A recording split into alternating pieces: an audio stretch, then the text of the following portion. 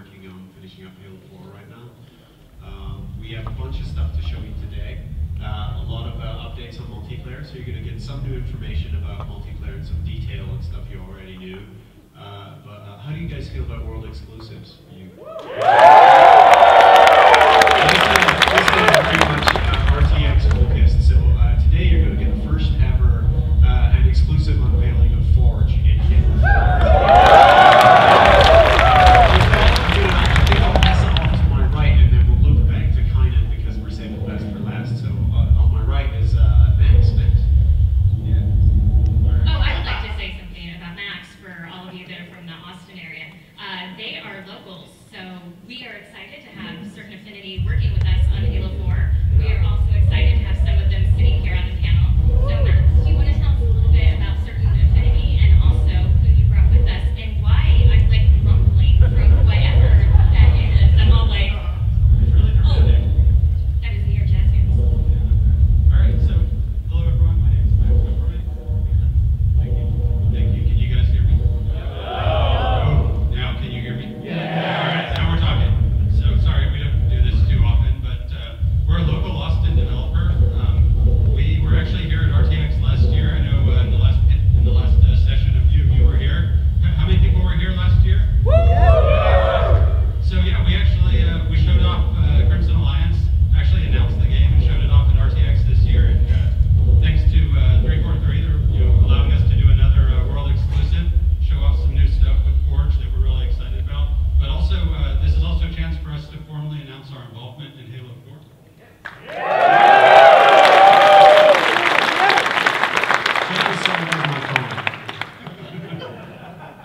So yeah, we have a long history with the Halo franchise, Halo series. I worked at Bungie on all the Halo games up through Halo 3, started up Certain Affinity, and then we've worked on, let's see, we did the Blastacular map pack, we did the Defiant map pack, we worked on Halo Anniversary, Waypoint, and now Halo 4. So we're super excited about that. I have two of my guys here with me. They're going to be doing a demo in just a minute, but you guys want to introduce yourselves? Sure. My name is Mike McCarthy. I'm the Senior Brand and Community Manager at Certain Affinity. In my past life, I used to work in development for Certain Affinity. So I worked on Halo Waypoints and on Halo 4.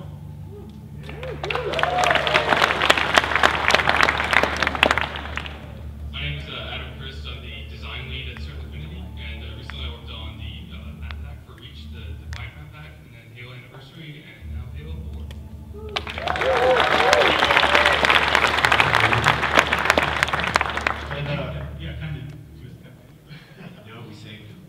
I'm Kynan Pearson. I'm the lead multiplayer and level designer at 343, and I was actually here for about 12 years in the Austin game development community before moving over to the tossed salad of talent at 343.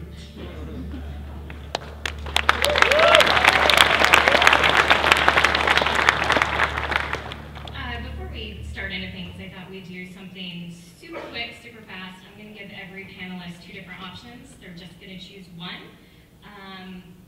Haven't done this before, so just choose whichever one you like off the top of your head. And here we go. Adam, pink or lightish red? Pink. Is that the right answer? Mike, Puma or Warthog? That is a tough one. What does the audience think? Okay, I heard that perfectly. I'm going to go with Warthog. That is correct. Max, energy sword or gravity hammer? Energy sword. Ryan, I'm going to skip to you. Blood gulch or coagulation? Blood gulch. Mr. Frank O'Connor, red or blue? Briefs, because I know I said boxers this morning. It's hot. It's like 100 degrees out there, and we just give the ladies something to look at. That was not about too much information. No, it's fine. And moving on from that rather awkward moment, I am the Essential. I will be moderating for you today. I'm not sitting on the panel. Frank told me the last time I sat on a panel, I told too many really, really bad jokes. For the record, it was the Griffball panel. I said I thought Griffball was the bomb. Good, right? Right? So, no bad jokes. I thought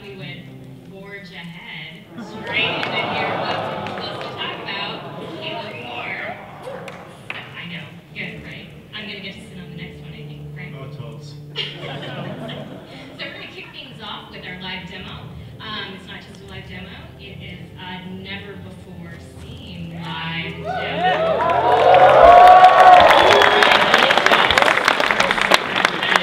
So, Max, if you want to start off the demo, I will stop talking. All right, looks like we can see the screen. So yeah, real quick, we're going to be showing Forge. I think most of you probably know what Forge is, know all about it, but for anyone who doesn't, Forge is a map editor that we shipped originally in Halo 3. Been iterating on it ever since, making it cooler and better. It's also part of the toolbox that the Rooster Teeth guys use doing the RBB episodes. So we thought that it was time to overhaul it a little bit, make a few improvements, and I hope that you guys like some of the work that we've done. So I'm going to hand it over to Mike, and Adam, I think, will be driving. But before I do, thanks to Frank, one caveat. What you guys are seeing in here is a pre-release build. It's not final. The interface, the environment, you name it, it's all still in development. Not final, still in development. Yeah. Work in progress. The UI in particular is actually just sort of placeholder, Yep. passed on to reach. The final UI will be reflective of the rest of the Halo 4 UI, so that's absolutely the most temporary element in here. All right. So, Mike, you want to take it away? Yeah, sure thing. Hopefully I am loud enough, or louder than Jimi Hendrix's resurrected ghost that's going on.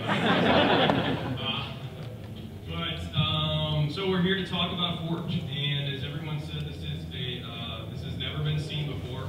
And with the placement of the monitor and the lights going in our eyes, Adam and I can barely see it ourselves. So please bear with us as we kind of fly around the map just using the force suit. Muscle memory. Well, I don't have any muscle, so that's a problem. But as you can see, what we have on the screen here is, as you can see, we have the ravine. Now, this is one of 3 Forge environments that are going to be shipping in Halo 4 on November 6th. And as you can see, Adam's flying around here. This is probably the most beautiful Forge environment that you've ever seen before. So we've taken a lot of care to create a really kind of beautiful space for you to play in. And we're really excited to see when we set you guys loose on it, what exactly you'll be creating. So we want to talk about a few of the improvements that we've made to Forge. So, and you know what, there's just happened to be a nice little garbage pile here that had nothing to do with my presentation, but I can talk about it anyway. Okay, so in the past, if you had, for example, like a spawn point or something on top of another object, it was a little bit of a pain to grab. But as you can see, as Adam is kind of rolling over the different things in this pile of garbage, you see the name, palette, create small, respawn point. There's no guesswork in terms of what you're grabbing, so there's no trial and error. You'll be able to grab exactly what you want, because when you do, when you put the crosshairs over it, the name will highlight and you will know exactly what you're picking up. So that's one of the improvements we've put in Forge for Halo 4. So if you have something, so this bunker round, for example, you see the name down there, because we got the nice highlights. And you're placing it, and you're taking a lot of time and loving care to put it exactly where you want it. One thing that used to be a drag was you could easily kind of accidentally bump the controller and move it out of position, and all that time and love and care that you put into it is now down the drain. But if you have it where you like it, like Adam does here, we've given you the ability to lock it. So, that's right.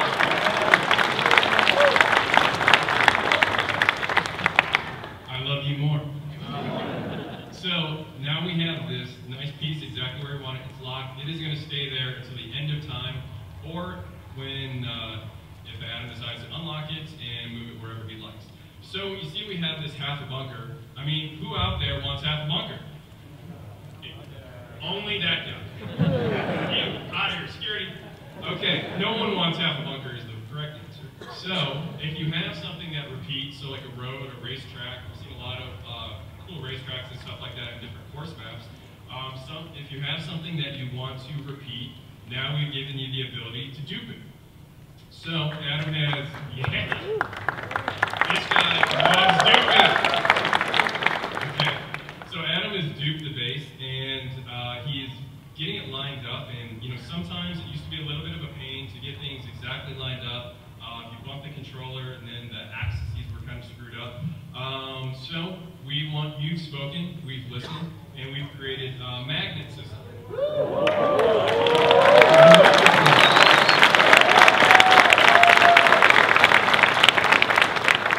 Magnets in 2012. Everyone can vote for that.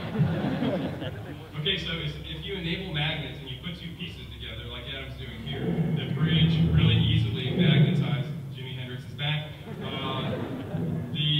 The pieces magnetize together, fit together seamlessly. So if you're going to build something like a bridge here, you can build it.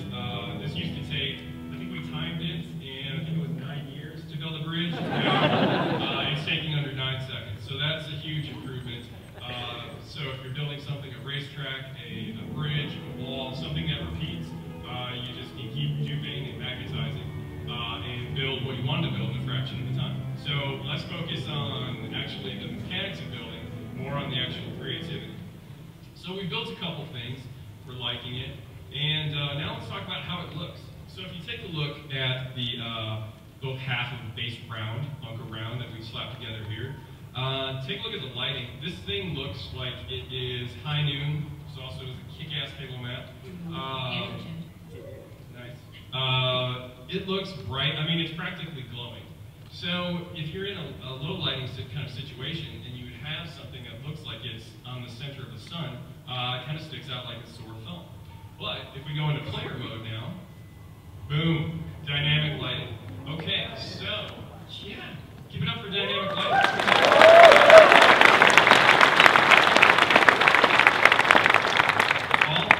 Objects now accept shadows from the environment or other forged objects. And if you see, like down there where Adam just was, forged objects also cast shadows on the environment. So that means anything you put down in Forge is going to be a lot more integrated with the environment. So we want to give you the ability to create things faster and more efficiently, but we also have taken a lot of time and care to make sure that whatever you create is going to be beautiful. Did you say what the lighting system is called? Because it kind of sort of has the most amazing name ever. It does. The name is so amazing that it's a trade secret and I cannot talk about it lest I be killed by Max. It is a very long, multi-syllable lighting system that I personally am not smart enough to talk about. I know what it does, but it has the word probe in it. We'll just leave it at that. Yeah, let's just stay away from probe here. But it's really cool, and as you can see, it looks great. One other thing I want to talk about before we move off of the beauty of Forge is take a look at this object here. So a lot of very talented artists have spent an awful lot of time to overhaul all the Forge objects. So you, the fan out there, are spending tons of time and effort into making these things with a lot of time and care, and we wanted to make sure that all the Forge objects look just as good or comparable with what are in MP and single player maps. So everything is going to be a lot more beautiful, easy, and efficient to make. So now, let's see, we've got a little bridge going over the ravine. I've got money on saying Adam cannot make the jump, so let's see. Oh my God, not even close, as you can see. Okay, so in the past, if we wanted to make a jump like that, we would have to alter gravity, and that would apply to the entire map. So if you wanted to create low gravity, you'd have basically a low gravity map. That's right.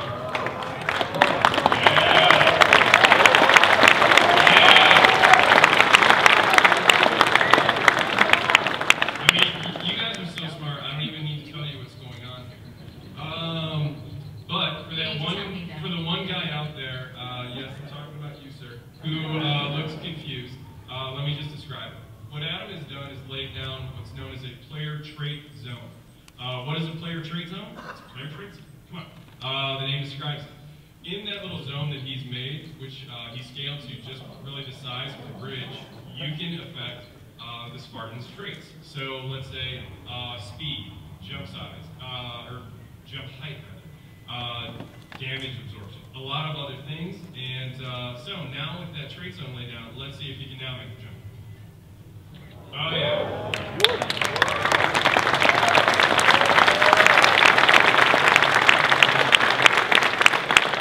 You're supposed to tell me that I should have bet on that jump. Why you're betting against me? Oh, that's right, that's right. Well, you paid me, so. Anyway, it all comes from him.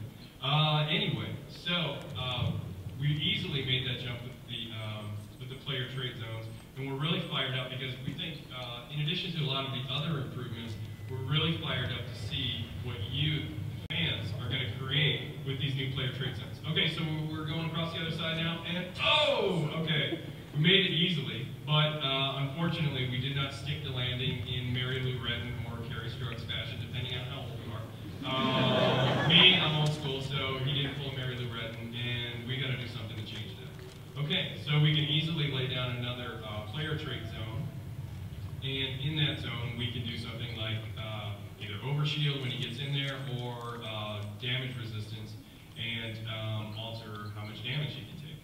Invulnerable. I have a feeling that he is going to make the jump now. I know, it's like ESP. So, let's see. Max, double my salary if he makes it. Okay, good, done. Nice, okay.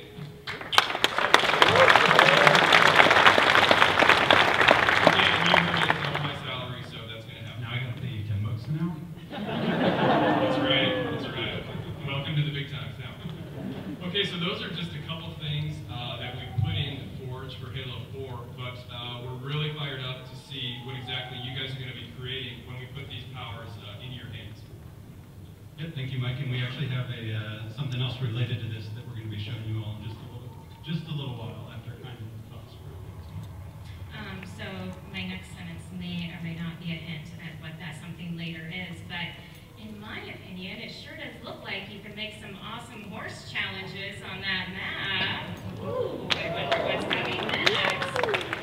But Forge is only one of the modes coming in Halo 4, so we're going to talk a little bit about some of the multiplayer experiences that you will be having come November 6th. Oh, magical guys in the back, could you switch from video to whatever the other thing is? Laptop? All right. Thank you. Kind of? Yeah, so the Halo 4 campaign is the triumphant return of the Master Chief, and that's awesome. I'm pretty partial to multiplayer. Do we have any other multiplayer fans in here? So multiplayer takes place as the Halo Infinity multiplayer experience. It's all in the Infinity, and there's two components to that. First is Spartan Ops, and the other is War Games. Spartan Ops takes place 6 months after the events of the Halo 4 campaign. And it's our ongoing, episodic, cooperative experience. Everything that you do in Spartan Ops works towards building up your personal character so you can customize your loadouts and use that experience across both modes, Spartan Ops and War Games. Each week, you get one episode of an ongoing CG series, and in addition, you also have 5 missions that are available. And this continues on. War Games, the second component, is the traditional competitive multiplayer component of Halo 4.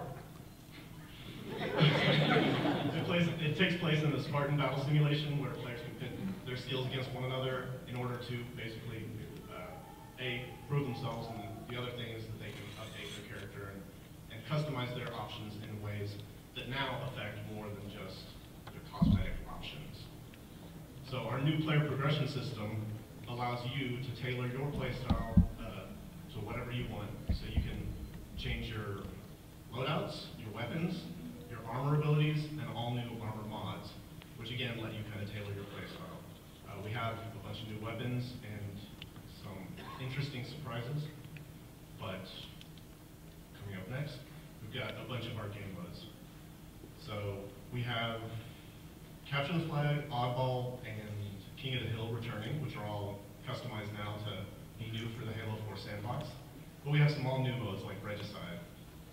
Regicide is an update to our free-for-all mode, or it's a new free-for-all mode, completely new to Halo 4, where the player in lead is King. The King has a bounty over their head, which you can see here, and every other player on the field knows exactly where they are at all times. If you kill the King, you get the bounty, and that basically causes some wild lead swings late on in the game. Everybody knows. When we do our playtest at the studio, there is one person who will remain unnamed, Dave Ellis, that when you get right at the end, he will purposely stay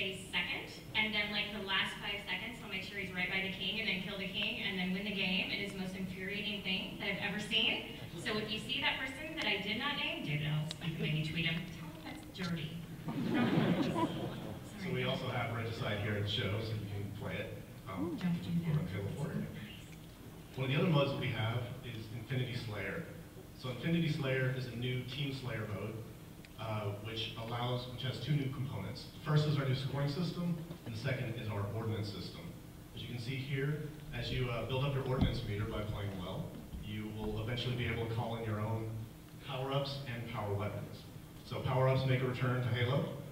We have the overshield, but for Halo 4 we also have speed boost and damage boost. Damage boost is an increase in the amount of damage that you do whenever you have this power-up. So if you see somebody glowing red, just know that they're going to deal more damage. In other words, it's not going to end well for you. Unless you're red, then it'll be okay. We also have 3 maps here at the show, the first of which is Haven. Haven is a small-scale Forerunner map. It takes place deep within the clouds of Requiem, and it's basically a 2-tier map. There's some jump gaps in the center, so if you're engaging people and fighting and you're running into some trouble, you're getting damaged, you can always drop back to the lower tier on the jump gaps. Haven is awesome. I can't wait till you guys play it. Next up, we have Adrift. Adrift takes place on a recommissioned mining vessel that the UNSC are using towards the war effort. It's a symmetrical map, and there's an outer ring on it that has some main cannons that launch you, but then it all converges into the center room, which has the mech in the middle. And again, do we have any sword fans in the audience? People like using the sword? Well, whenever you play today, run for the middle because the sword is between the mech's legs. It's not nearly as bad as it sounds. It actually is. And the last map that we have, which you can play tomorrow, you'll be able to play Infinity Slayer on Longbow tomorrow. Longbow is a large-scale vehicular map that basically has the return of some favorite Halo vehicles, Warthog, Mongoose, and the Ghost, which have all been updated for Halo 4's sandbox. We also have Sprint by default, so even if you're not in a vehicle, you can still cover a lot of ground on your own by kind of running around. Who wants to see some new weapons? So first up is the scatter shot. This is a Forerunner shotgun. The shots reflect off of surfaces, but one of the cool components of this is that whenever you shoot somebody and kill them with it, they'll disintegrate. Next up is the light rifle. The light rifle is cool because it's a fusion of the DMR and the BR in concept. It's a Forerunner weapon, but it shoots a triple shot burst from the hip, but if you zoom in, it's a single precision shot. Next up, we have the sticky detonator. This is a cool weapon that allows you to fire a projectile that will latch onto any vehicle, player, or surface, and then you can manually choose when to pull the trigger and detonate it. So what I like to do is fire it at Frankie's head and then let him run around before choosing to make it blow up. Nobody ever seems pleased to see me come back into our base with their flag. Hey Frank, is that on your head? And last but not least, we have the updated shotgun. The shotgun is basically the returning favorite weapon, but it looks new and it's awesome. I tend to use the Armorability Thruster Pack to kind of close the distance and then shotgun people to take them out, but that never tends to work on you, Adam. Why is that? I have skill. And the Arbalete shield. Stop it. Yep, awesome. Well, thanks for letting us share some of the new multiplayer components with you.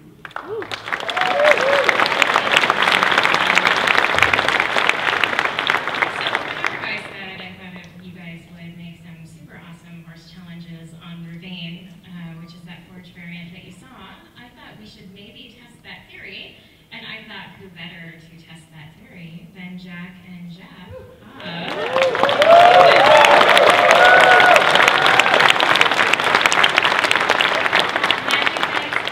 We have to go back to the console, and I totally don't think we told you that, so I hope you can hear me. Console, please? Can I come? Sure. It's really cool from our perspective. Yeah, that's great.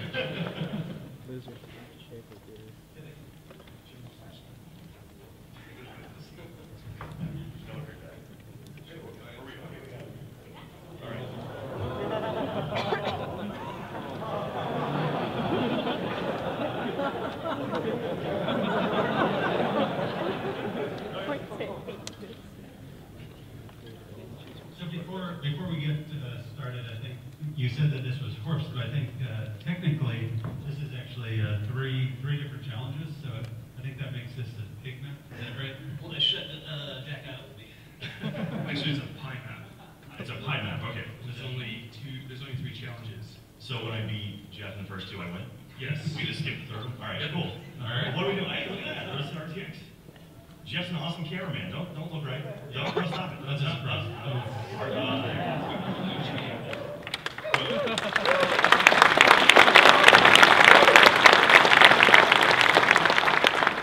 So what do I do?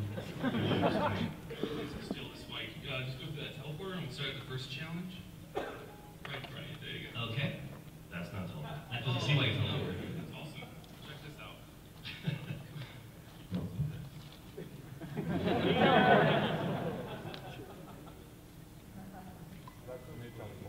And now it's teleported over. Teleported.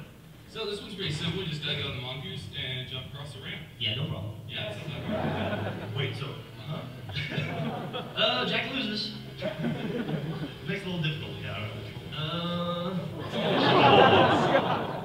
one of the things you guys might notice is there's these cool portal volumes. They are grab volumes, so they'll affect everything from players to physics crates to vehicles. And you can flip their direction around, so you can launch people down or up to the side. All right.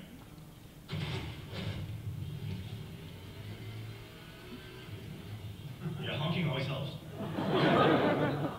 If you make it to the final stage, it will affect you. All right. So we just have to make the jump, right? So you Following want me or instructions. so? What you do? I didn't hit up. Clearly. All right. Oh, let's see. If you go to the, well, let's see if this teleporter works. Or do that. Yep, that teleporter works. Oh, did? No, just go to the other side. Okay, all right. Oh, teleporting. You were in Portugal. Dude, this looks awesome. Yes. This looks really, really cool. And I am not I'm not excited to see.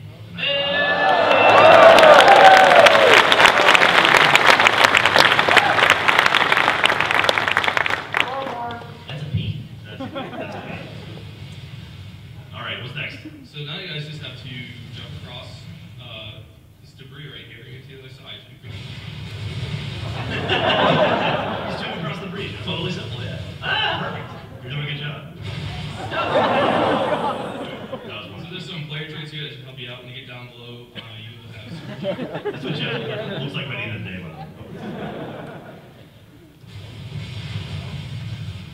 All right, so. Yeah, that's fair. Did they say anything? Oh, look at that. I did not die. How did I not die? So down here is a cool player trait. I'm nervous.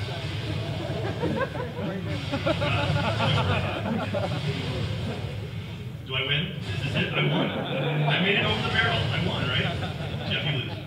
I'm pretty sure you ran into a wall. Look, I'm winning. I'm totally winning. Would you continue to play this Okay, game? I'm jumping. It's mongoose.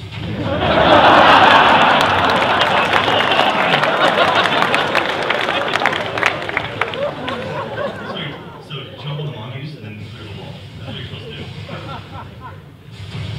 Oh, Lord. You always go to Portugal. You honestly should do it. Well, because suicide takes like 8 seconds. Learn the game. Where am I going? All right. So I get down low, I get my overshield. There we go. Now, and if you jump in here, you. Oh, how did you say that? So I'm good at this game. Excuse me. Are you going to jump over this stupid thing or not? Yes. No. Congratulations. Thank you. Yeah, I mean, it's the bucket that goes up. That's further you have for me. I'm retreating towards me. All right. You found the barrels. All right. This is it. I feel it. Oh, Jesus. Okay. No, I got it this time. Good God. Where's my overshield? My overshield. Oh,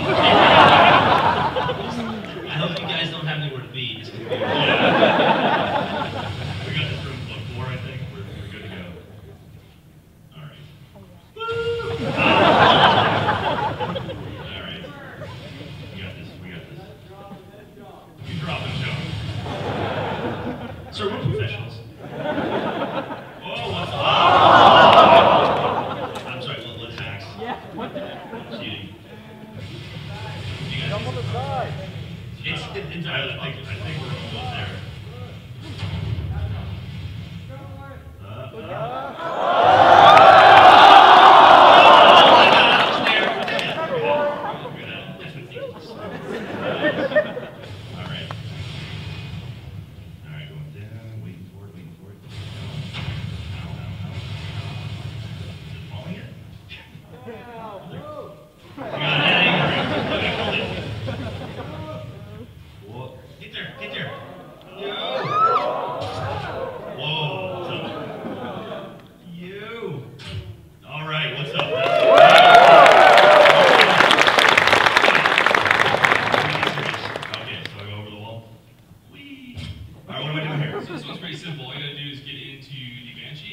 into the middle of the RTX.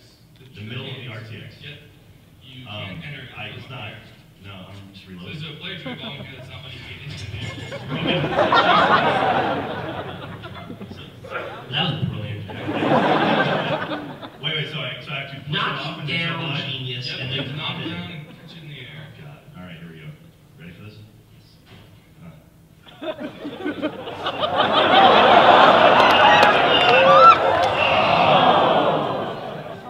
I think you said this was easy. He said it was simple. Okay. Doing a great job. All right. What am I looking at? Dude, these things respawn quick. That's one thing in horse, like, it's like, you know, stuff doesn't respawn very quick, but they're still back. That's good. I like it. It's fixed. Come back.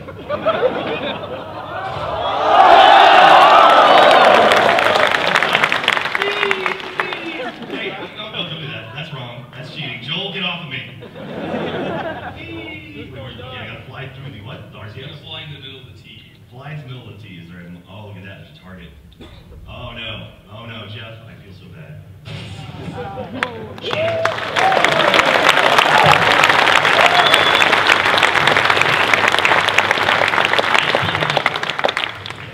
Please play Halo 4 in front of a bunch of people. Thank you.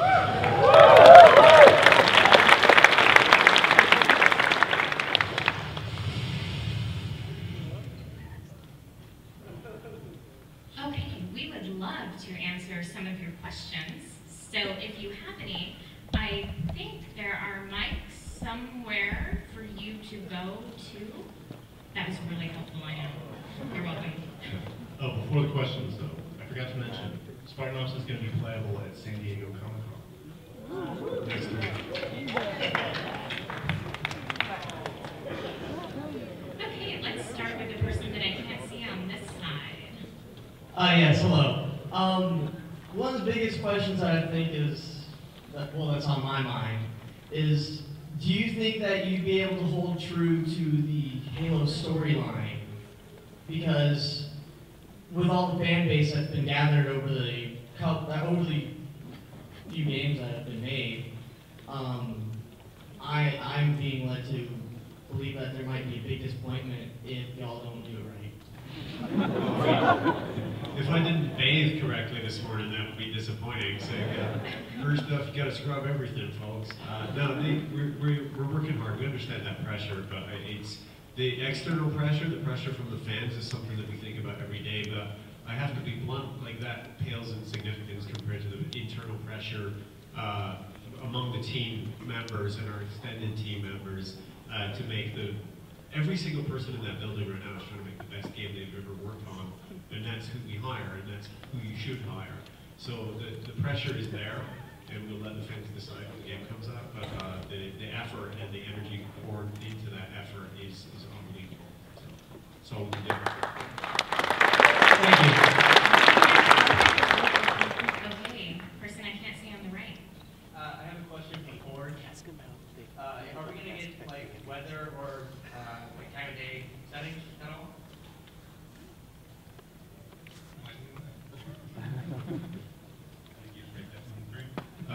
No. I will say there's a lot of things that you can do with the tools that are in there and also the fact that you render shadows in real-time lighting and stuff like that is really going to change the look of it. But one of my favorite things about the new lighting engine is the fact that the warning that it is now rendering the light is literally not on screen long enough for you to read the whole thing. So but I think you're going to be able to see an awful lot of really distinctive looking Forge maps that don't have the sameness that they've had traditionally, and things are just going to look much, much better. Yeah, kind of like Mike mentioned earlier, we have a really nice variety of Forge environments. This is probably the most tame of them, honestly. So I'm very excited about that. Yeah, I should point out that is one of the Forge environments that's available, and one of the palettes that we're talking about. So there's a lot of visual variety that will solve that, I think.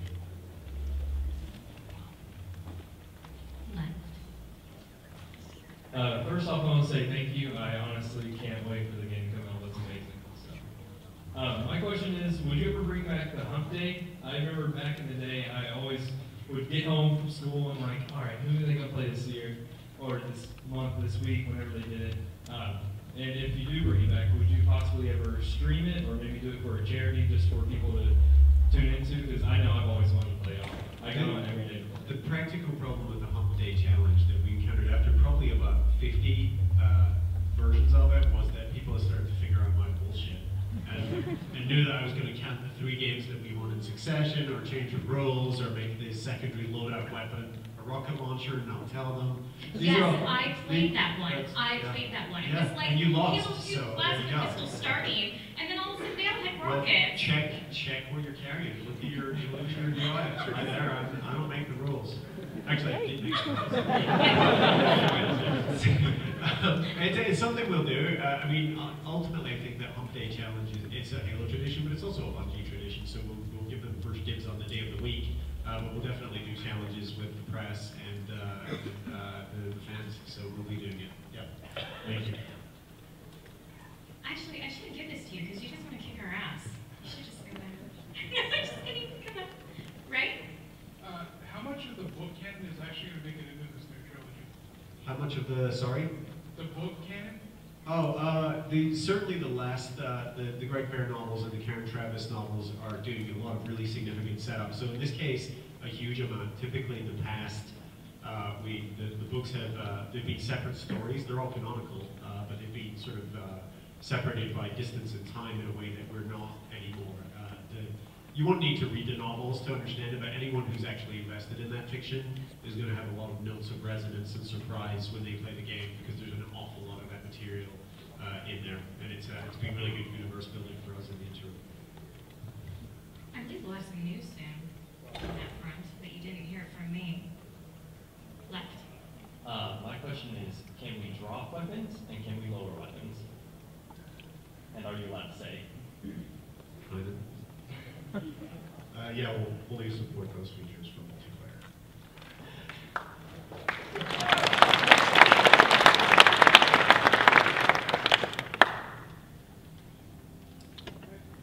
Right?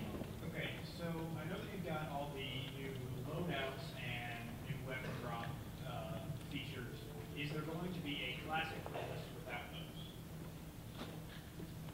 So, I mean, the simple answer to this question, I'll let Kynan elaborate, is that we actually haven't finished the matchmaking playlists for the game. We're working on that now, obviously, as we start working and finalize the rest of the systems. We're definitely going to concentrate on a fairly traditional, streamlined playlist selection when the game launches. But honestly, the real answer is that's all we can really say at this point. You're obviously going to see things like Infinity Slayer and traditional Slayer variants in there, but we're trying to make sure that we have a nice, focused, concise playlist management system in place for when Halo 4 launches. We definitely had a sort of complicated set of situations with Halo Reach, especially with the title update. The good news is that Reach started to creep back up in the charts as a result of some of that, but we understand people's frustration with how many playlists there are, things like Squad Slayer being moved out and all that stuff. So we take it really seriously. It's just a really hard problem to deal with, and we'll have more to say about playlists closer to launch. But I think everyone in this room is certainly happy with the selection. Thank you. Did we just do the right or the left? I think I'm the one who's supposed to be keeping track of this. I don't know which side we're on. Left? Yeah. This side. Okay. For Forge, will there be an undo and or redo command? Yes, the infinite undo request. Yeah, the short answer is no. Apparently, because Forge supports network, you can have actually multiple players in there, which is something that we looked into a lot. We really wanted to do it. It was just a huge undertaking. So hopefully what we've done by adding all these new accessibility features is hopefully reduce the need for that. I'd say that the combination of magnets and the ability to repeat object placements takes care of the vast majority of undo and redo situations. You're really just an X button to delete or a repeat away from both of those scenarios. It actually feels like it to me.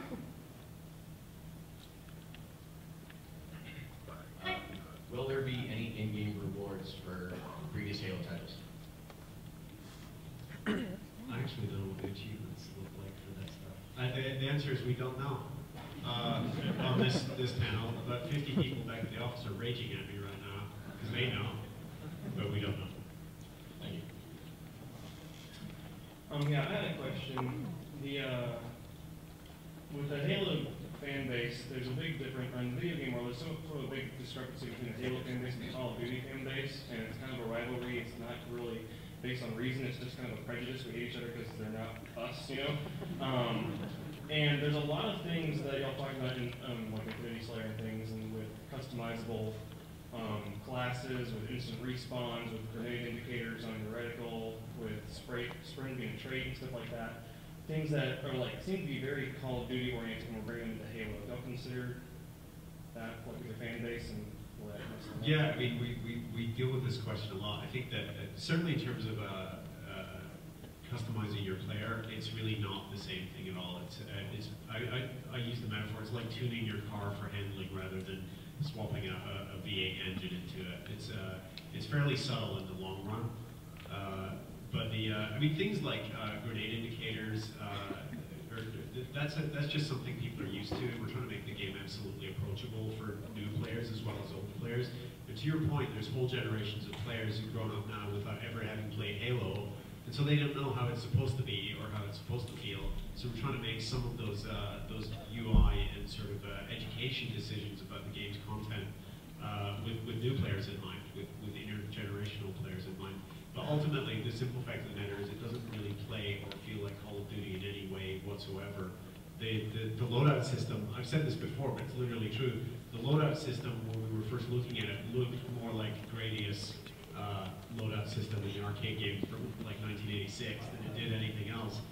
So a lot of these are just systems that get moved around and revisited and reused in appropriate places. But we're not trying to take anything away from Call of Duty. I play Black Ops myself all the time, and they're just two completely different feeling experiences. Hard to explain that to your mom when you're playing an FPS, but that's how it feels for me.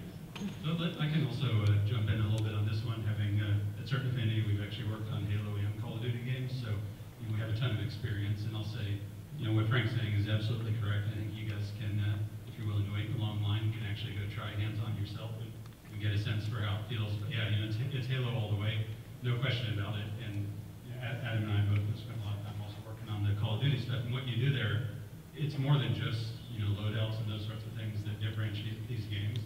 There's a lot to do with a lot of other mechanics, a lot of the way the vehicles work, a lot of the way you approach map design. Honestly, is really fundamentally different. And what we've done in Halo 4 multiplayer is incredibly true to the Halo franchise, no question about it.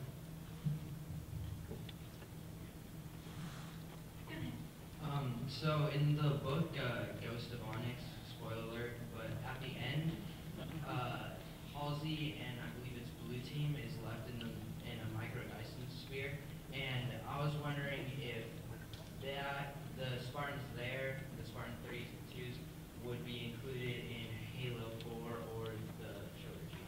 They will not be in Halo 4, but we have plans for everyone that you just mentioned in terms of following up on their story. And actually, Ghost of Onyx is a good example of where we took a book and we told Eric, make sure that this doesn't interfere with this because we haven't finished the story for this game and blah, blah, blah. There's all these sort of logistic things where you just try to put people in a safe bubble, almost literally in the case of the Dyson sphere. We don't do that anymore, and so one of the tasks that we have is to go back and clean some of that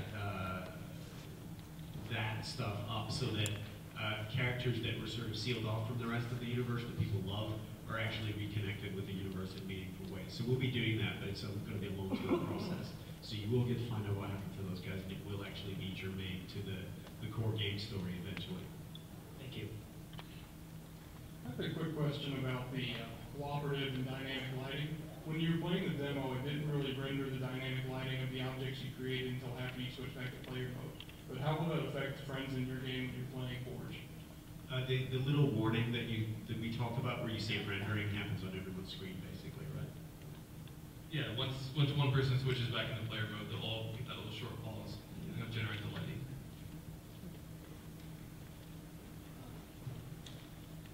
Oh my gosh, I'm a girl! Yay, I can't reach the mic! We can't see, so we've only got your word for it. You could be a huge husky Jedi for all we know. Okay, well, let my hear. I was about 30, 40 minutes late, so I didn't hear the whole beginning. I was wondering if you were going to come out with a multiplayer beta like I did in Halo Reach, and when and if that's going to happen. No. We're doing large-scale testing currently and have been all year within Microsoft, but ultimately, given our schedule and resources, it was not. There's definitely a lot you can learn from a public beta, but I think when we're doing fairly radical overhauls of the systems, the thing you're going to get back from any beta is, oh, just make it the same as it was before when you're doing this kind of evolution. So there's a lot we could have learned, but ultimately resources, time, schedule, and just our ability to get through this project meant that we were better off concentrating those resources internally. I should point out that when I say internal, lots of members of the public get to play and give significant feedback. And we do really, really extensive user testing with real players. This isn't just Microsoft local, but it's a sort of umbrella sheltered experience for those people, and they all have to sign NDAs. But real people just like you, probably a couple of people in this audience might have been doing it, but they can't say it because of NDA. But if any of you would like to play the game, it's available here. Yeah, it's the RTX mini beta. So. I have another question. Where would that be located? Is where you can play it? It's on the show floor, so if you head out the doors, go to the right, and walk in, it's right on the left. We have time for 2 more questions. I'm so sorry for those of you that didn't get to ask them, but feel free to come to our booth and ask them there. Go ahead, left. I just want to say, first off, I've been playing Halo since Combat Evolved, and I've been fascinated by Cortana and her main role as a dynamic character and her changes in her appearances. I was wondering, as she enters her rampancy, is she going to be more of a danger to herself or to her allies, or is it equal? If she entered rampancy, yes, all those things would be true. It's definitely, she's past due, basically, for rampancy in our story timeline, and we're going to absolutely explore that in a meaningful and interesting way, is all I'll say about it. Okay, last question. No pressure, but it should be like a super awesome best one ever. Pressure. I was curious on who you guys have lined up for your voice talent in Halo 4. Well, we have obviously returning favorites like Steve Dans and Jen Taylor. We have a lot of new cast, and the biggest injection of new people and faces into the game and voices, of course, is in Spartan Ops, where, because it's episodic fiction, the stories themselves deal with human characters and real people and their relationships. The missions, of course, deal with a lot of shooting and blowing things up and having a blast. But it's a real story about people, so you're going to meet a lot of new characters and faces in the Halo universe, really for the first time since Halo 1. We sort of expanded other things like Lord Hood and Miranda and stuff like that, but this will be the biggest influx of new characters and actually sandbox elements in the series history. That was a good one and done. Nice job. We are going to be doing a signing back at the booth right now, so feel free to head over there. Remember that we have war games playable on the floor, so when we are